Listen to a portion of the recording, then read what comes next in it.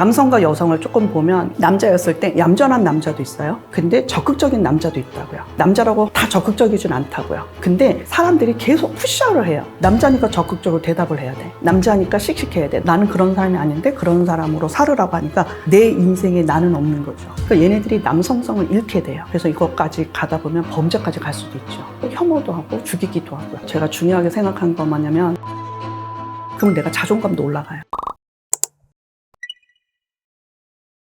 제가 중요하게 생각한 건 뭐냐면 저는 이쪽으로 공부했잖아요. 근데 마침 아들이 태어났어요. 그러면 제가 5가지 목표를 세웠어요. 우선 첫째는 뭐냐면 자존감이 높은 아이를 키우기. 두 번째, 항상 질문하기. 그러니까 완벽한 엄마가 없다. 얘도 완벽하지 않다. 그래서 서로 계속 질문하기. 그리고 세 번째는 저는 창의력이 높은 아이를 키우고 싶었어요. 네 번째는 걔랑 나랑 친구가 되고 싶더라고요. 대화가 잘 되는 아들, 같이 함께 살기. 그리고 5번째, 얘랑 둘이 여행 다니기. 이런 식으로 목표를 먼저 세운 거예요. 그게 바로 미래에 우리 아이에 대해서 제가 그림을 그린 거죠. 그럼 이걸 딱 하고 나서 제가 이제 적고 우리 아이한테 얘기하는 거죠. 3살 때, 4살 때. 엄마는 이런 걸 원했어? 이런 걸 원했어. 초등학교 때, 중학교 때. 그럼 얘가 엄마 그러면서 얘가 그것도 받아들이기도 하고 안 받아들이기도 하고요. 그런데 이제 어느 날 사춘기 때 그런 거예요. 제가 그 얘기했거든요. 너랑 나랑 대화가 잘 돼야 되는데 대화가 안 돼. 그럼 엄마는 기준을 세울게. 그래서 이제 목표를 세운 거예요. 오늘 바로 화해하기. 저는 하루 이틀 가는 걸 싫어해요. 내가 먼저 나를 안 거예요. 그러니까 내가 알았어요. 그러면 우리 애한테 얘기했어요. 너랑 나랑 이게 계속 오래 가는 건 나는 싫다. 낮에 싸우고 뭐 오후에 싸웠어도 오늘 밤에는 화해하기. 나든 너든 먼저 얘기하기. 그날 일은 그냥 끝내자고. 난 다음으로 넘어가는 거 너무 싫다고. 우리 애가 뭐 안 싸울 때 얘기를 했죠. 근데 어느 날 사춘기 됐을 때 5년, 6년, 7년 동안 들었잖아요. 얘가 나를 이해한 거예요. 저한테 그러더라고요. 엄마한테 그런 교육을 받아서 이제 자기도 오늘 풀어야 되는 사람으로 바뀌어 있더래요. 자기도 너무 힘들더래요. 그러니까 얘가 나한테 그러더라고요. 엄마, 내가 고민해봤는데 나도 이틀 가는 거 힘들더라. 내가 먼저 사갈게. 내가 엄마한테 이런 말을 해서 미안해. 근데 얘는 생각하고 왔더라고요. 그래서 저도 어른이 먼저 했어야 되는데 네가 먼저 와줘서 고마워. 아니 엄마, 내가 너무 많이 몰랐던 것 같아. 엄마를 오해한 것 같아. 그러면 저도 그럼 우리 오해 풀자. 그래서 이제 파티하고 같이 수다 떨고 그럼 2시간, 3시간 수다 떨면 더 친해지고 그러다 보니까 관계가 회복이 되고 그러면 이제 2번째 똑같은 일을 또 싸우게 되거든요. 근데 이 싸우는 횟수가 확 줄더라고요. 그래서 점점점 싸우는 강도는 높아졌는데요. 네. 싸우는 횟수는 줄어들고 있더라고요. 근데 얘가 나이가 먹으면서 강도는 높아진 것 뿐이에요. 왜냐면 제가 네가 싫은 건 주장하라 그랬거든요. 그러니까 나한테 길들여지지 마. 엄마도 완벽하지 않고 너도 완벽하지 않아. 근데 엄마가 못 알아들 때가 있어. 근데 네가 엄마를 위해서 그냥 따라오지 마. 내가 못 알아들으면 더 화를 내. 화를 내야 내가 알아들어. 얘가 더 화를 내더라고요. 내가 못 알아들으니까. 처음엔 답답했어요. 제가 버릇없게. 그리고 제가 머리가 높다 보니 나이가 들다 보니까 나를 함부로 안 해? 근데 우리 애는 딱 그런 거야. 엄마 함부로 하는 게 아니야. 엄마가 못 알아들어서야. 근데 내가 계속 얘기했거든. 하나, 둘, 셋. 근데 엄마가 너무 나를 모르더라고. 그래서 얘기하는 거래요. 근데 얘는 자기에 대해서 아니까 얘기한 거잖아요.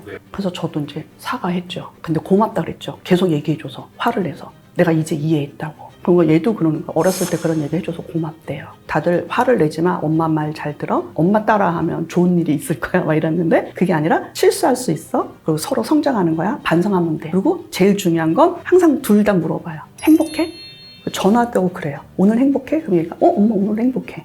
행복하냐 안 하냐가 포인트예요. 너랑 나랑 싸워서 건강해지면 이건 행복한 거예요. 그래서 옛날에는 엄마 밥 먹었어? 이렇게 물어보다 요즘은 엄마 행복해? 이걸 물어봐요.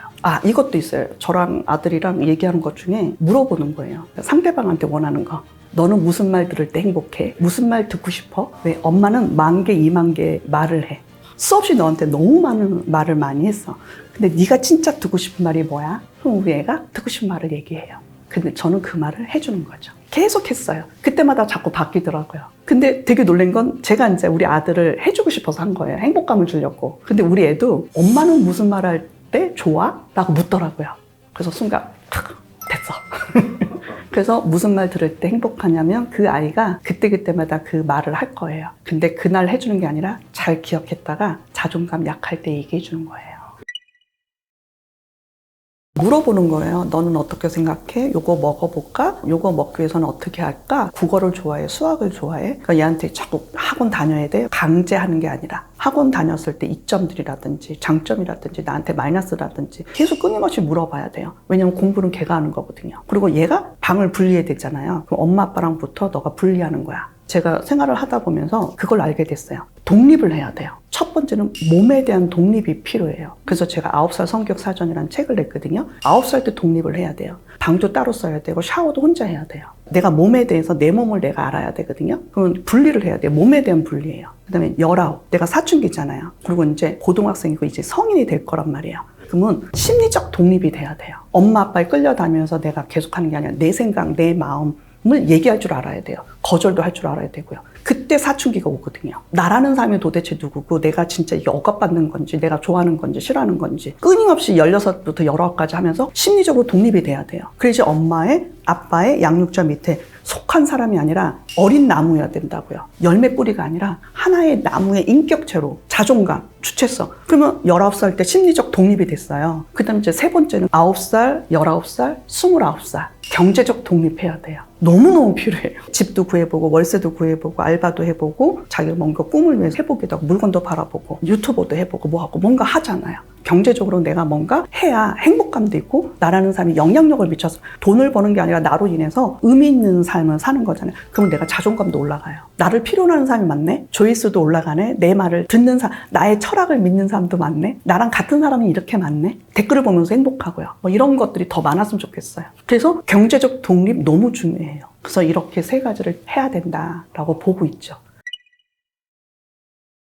제가 이제 아들을 키우고 있었고 부족한 게 있더라고요. 그게 뭐냐면 상호 존중법이었어요. 남성과 여성을 조금 보면 남자였을 때 얌전한 남자도 있어요. 근데 적극적인 남자도 있다고요. 그러니까 남자라고 다 적극적이진 않다고요. 그래서 편견은 하면 안 돼요. 근데 사람들이 계속 푸시아웃을 해요. 남자니까 적극적으로 대답을 해야 돼. 남자니까 씩씩해야 돼. 남자니까 뭐 이렇게 해야 돼. 그러니까 거기서 도태됐던 애들이 힘들어하는 거예요. 그러니까 얘네들이 남성성을 잃게 돼요. 그래서 이게 남성성이 아니라 인간성을 올려야 되거든요. 여기에 대해서 무게감 있거나 힘들면 거절해도 되는 거야. 이건 잘못된 옛날 방식의 교육인 거야. 이런 걸 알려주려고 하는 거예요. 그러니까 남성들의 스트레스, 어깨를 빼려고요. 너무 강요하는 교육만 받아왔단 말이에요. 그러니까 너라는 사람이 누군지, 진짜 너는 얌전할 때도 있을 거고 적극적일 때가 있을 거야. 왜냐면 사람은 가면을 쓰니까. 그리고 네가 불편한 거 있으면 얘기를 해줘. 그래서 뽀뽀도 마찬가지고요. 되게 로맨틱한 걸로 자기를 스트레스를 받고 있어요. 내가 해야 되는 걸로. 그리고 내가 먼저 리더하는 걸로. 내가 전화 걸어야 되고 내가 고백하는 걸로. 그거에 대한 무게감을 빼자고요. 상대방 여성도 뽀뽀할 때 올 수도 있고 프로포즈를 여자가 할 수도 있고 그리고 여자가 먼저 대시할 수도 있고 이런 거에 대한 편견을 깨는 거예요. 맨박스라고 있어요.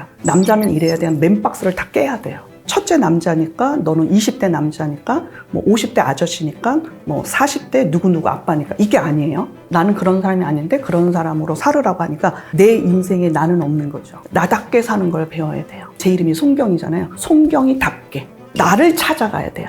이게 자존감 교육이에요. 유튜브도 방송에서 나오는 캐릭터와 실제 캐릭터가 다를 수도 있잖아요. 근데 우리는 같게 보는 거예요. 항상 웃겨야 되고 항상 그런 거 아니잖아요. 근데 우리는 한 개만 본 거예요. 관점이 여러 개인데. 그래서 이것까지 가다 보면 범죄까지 갈 수도 있죠. 싫어하는 것도 있고 범죄도 가고 혐오도 하고 죽이기도 하고요. 거기까지는 안 갔으면 좋겠어요. 그래서 더 많이 공부를 하고 알아갔으면 좋겠어요.